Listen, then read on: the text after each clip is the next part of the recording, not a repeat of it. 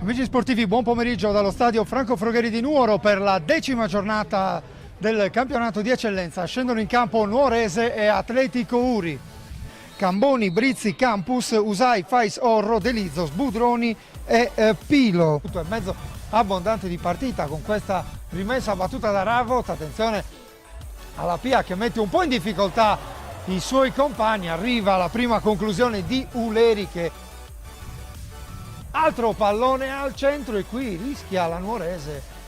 Peana osserva il piazzamento dei compagni, poi batte corto su Santoro, scarica ancora su Peana, il cross nella zona di Pittalis che deve smanacciare, poi dall'altra parte c'è Ravot che evita il calcio d'angolo e lancia lungo, ma Ravot dalla bandierina, la girata di Mura, palla sull'esterno della rete, arriva il fischio dell'arbitro.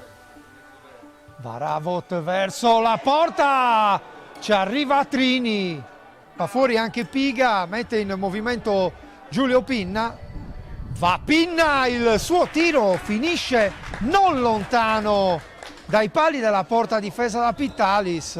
Santoro affrontato da Daga, Santoro mette al centro sul secondo palo per Manca, pallone sulla base del palo, occasionissima.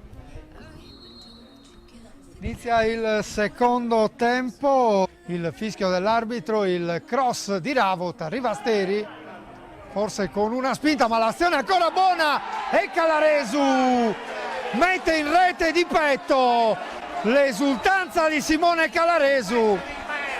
Atletico Uri in vantaggio all'8° minuto di gioco.